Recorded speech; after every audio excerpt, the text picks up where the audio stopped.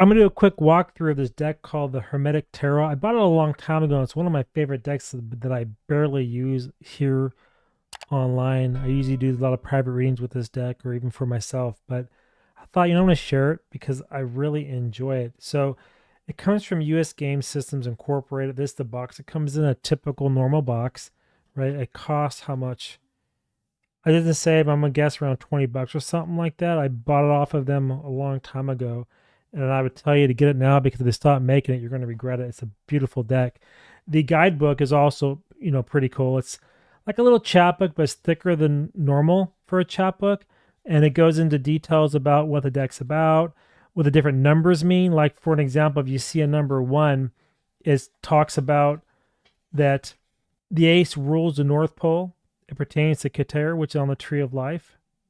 And the roots are the 4 elements. The aces provide the initial thrust of the pure element energy in each of the 4 suits. What that means is that's what the whole suit is about. So the Ace of Wands is all around the creative spark, the idea around things that you love to do, your passions, your desires, your will that drives you forward and so forth. And if it's the One of Cups, it's around love, emotions, things that really make you kind of tick or make you connect with somebody else. It's a new idea. So that's what it means by the root of it all. And then it also tells you what each of the different majors align to, like the Hierophant's the Taurus card, the Lovers is Gemini, duality, and so forth.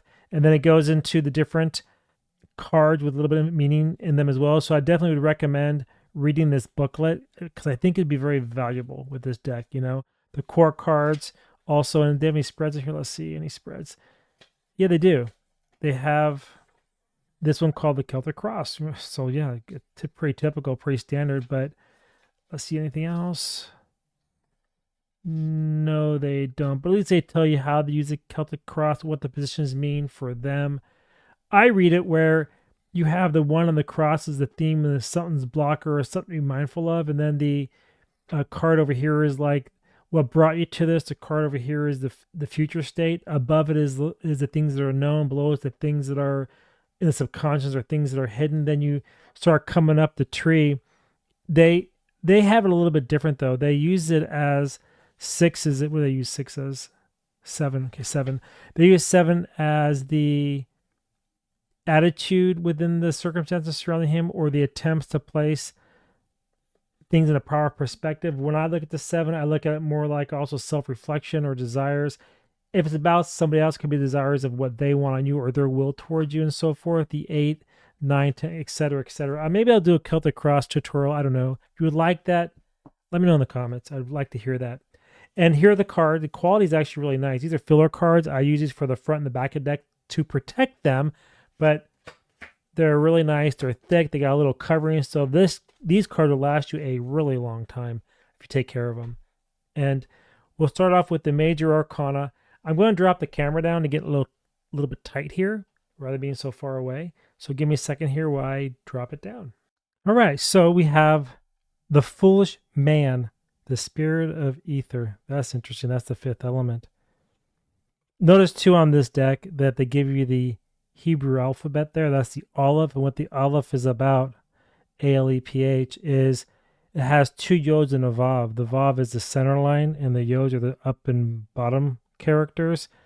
There's numerical values, but I'm not going to go into that right now.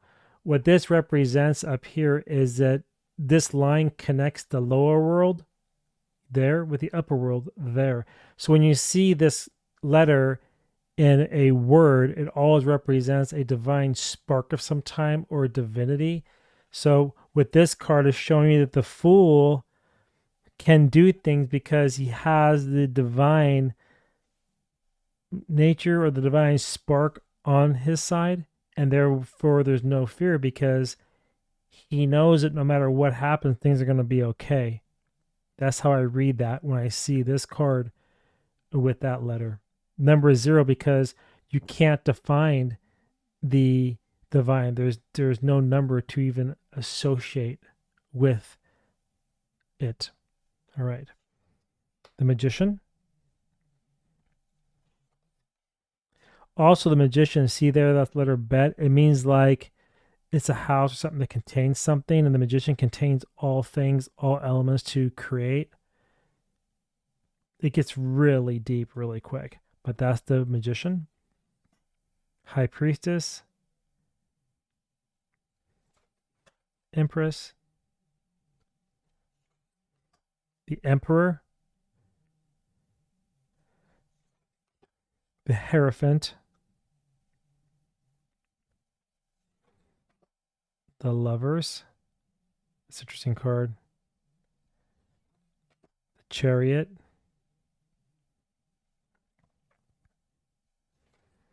Fortitude, Strength,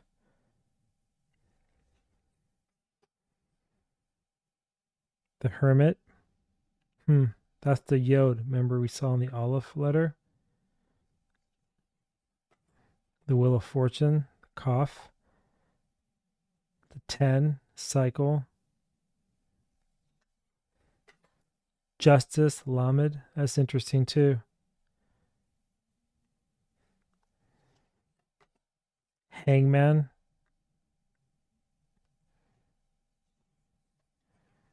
Death,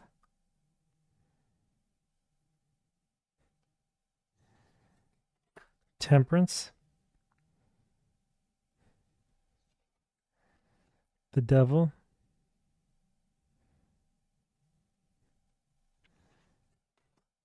the Blasted Tower.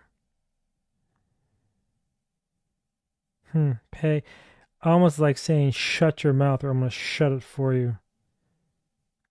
It's words that create destruction, right? And that's what brings the tower down, because sometimes you got to shut your mouth. And if you don't, then bam, slam, things just come unleashed. Hell rains down on your head. I know there's a different meaning for this too, but just that's what I'm seeing right now with this card, especially. And you have the Tree of Life sitting over here and over here, exploding. The Star,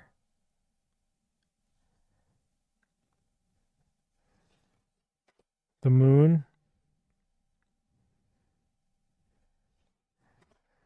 the Sun, Judgment. Well, and that it? Yep. Then the Universe. Okay, so now we're just going to run through the minors really quick and let me know what you're thinking about this deck so far. Do you like it? I do. I think it's just really an interesting deck to study and work with. If this is your thing, I really like the imagery. I like the Hebrew throughout it, and all the symbolism. It's just really brilliant. Ace of Swords, the 2. Now, you may not feel the roadblock of the Two of Swords compared to the Rider Waite deck, but again, this is a different system to use. And I believe it's called the Golden Dawn or something like that. But again, I read it more from the Hebrew perspective when I see the letters and the words and whatnot. And the symbolism is how it's more, to me, it's more intuitive because I know numerology very well. So I kind of play off that with the swords being in mind. I look at the black in the card, the white, the light, the truth and the shadow of the subconscious being kind of conflicted. Have to make a decision. The swords are trapped. You can't really just pull them apart. The Hebrew letters down here, the words, what they mean, and so forth. So that's how I read it. The 3, 4 of Swords. That's interesting. 5, 6, 7. These are all mine cards now too. 8.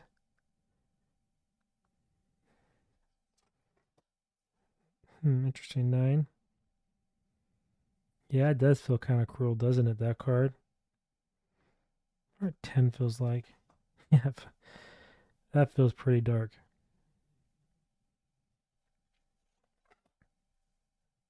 This is your page, I believe, the princess. I think. Or is it a different order? Does it go knight, princess? I'm not too sure, but read it how you will. The knight. The queen. Oh man, she takes no shit.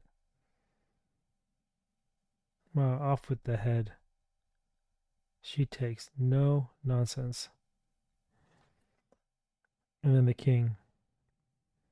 Now we're moving into the Ace of Pentacles, the Pentacle suit. They have that earthly vibe to them. You can feel the earth through the flowers and just the way they're shaped and shaded, the coloring and the black and white tones. Very interesting. Very earthy, very grounded. 3, yeah. 4, 5, 6, 7,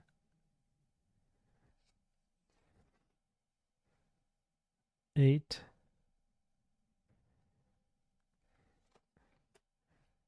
9. See how it feels like that completion there? Compare the rider weight, the flowers, everything's bloomed and perfect. Then you have your different signs to the zodiac signs, as well as the planetary signs. Then we have the, yeah, I think I'm out of order on these actually. I think it goes, I looked in the book real quick. I think the princess is after the king. So I think how it's supposed to be rendered.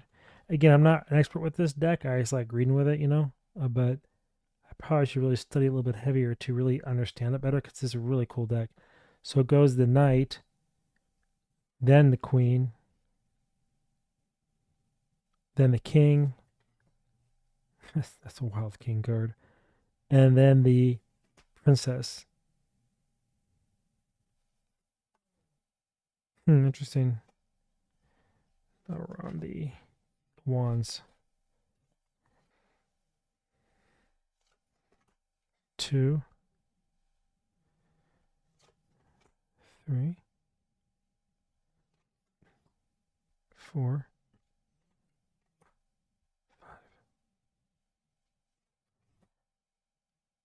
5.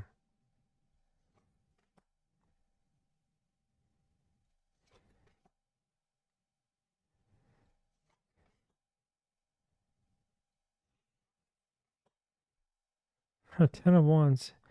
That does feel heavy, doesn't it? Lord of a prayer. Okay, it does feel heavy just the way the symbolism is. So this symbolism kind of does. If you know the Rider Waite cards and you look at this, you can kind of feel the heaviness in this card, like the heaviness in the Ten of Wands Rider Waite, where the guy's carrying all the things can't see in front of him. The same type of thing here. It feels just really heavy and wore down. Princess. And again, I think she comes at the end, regardless to say this is a Princess of Wands. It's a really cool card. The Knight. The Queen. The King. Now we move into the Cups. Ace. 2. Cancer card. Right there.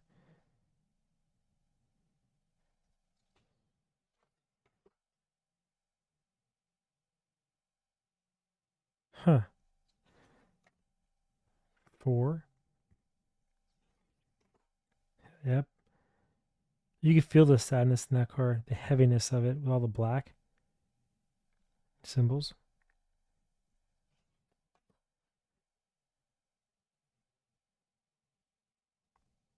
6. 7. 8. 9.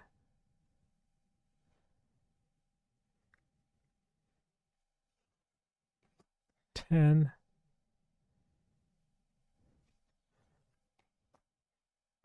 Again, the princess, I believe, comes after the king. And I'm not sure. Let me know if you're familiar with this deck or you read with this Golden Dawn system. I'd be curious to know your thoughts on this. Knight, Queen, and then the last card is the King. Let's see something real quick. Princess right there. almost like it does come after, because this is the floods. This is the chariot. So it's right. This is like after he rides and the flood comes or something like that. It feels more complete. But again, I don't know. Let me see what the book says. Okay, what do we got? Okay, so it goes from the 7, 8, 9, 10, then the knights, Hokmah, which is wisdom. So we're saying the knights are all around wisdom. The queens, the kings, and then the princess Malkut, which I think is the earth or the kingdom, something like that. I forget the actual word, but it's something it's the bottom, so it's the completion of it. They stand alone, represent the final force of the tetragrammaton. This is the original energy and its completion and crystallization. So the princess is the end of the line. The mighty daughter of the knight and queen. The princess will then be exalted to the throne of her mother, the queen, where she awakens the father once again. In this dynamically regenerating cycle, the process of creation continues endlessly about itself. These cards suggest violence and permanence, and they also represent the return of energy by reabsorption. So I would have to say, if you're going to use this deck, study this stuff, right? Read the booklet here, write it down on paper, draw some charts out to really understand how every card builds on each other, because it seems like, too, it's a story and it just builds from one number to the next, from one card to the next. It's very interesting. Anyway, that's all I got for now with this deck. I'm not going to go do any spreads or card pulls, but if you enjoy this, let me know. If you want to see more of these type of decks, let me know. I'll try to start looking for some more online and picking some up and share them with you. I got about 5 or 6 more decks just the other day. I haven't opened yet, so I'll be sharing those with you shortly. Anyway, until next time, I want to see y'all check out my new website, wordswithatwist.com, and everything is now categorized, easy to navigate, and make sure you sign up for the newsletter too. It's free. You don't got to pay for it or become a member. There's a paid membership and a free membership, and if you are a member, paid or free, there's certain content that is unlocked for you. So there's value in that as well. Anyway, until next time, I want to see y'all in my next videos, and have a beautiful rest of your week. All right. Bye-bye, everyone.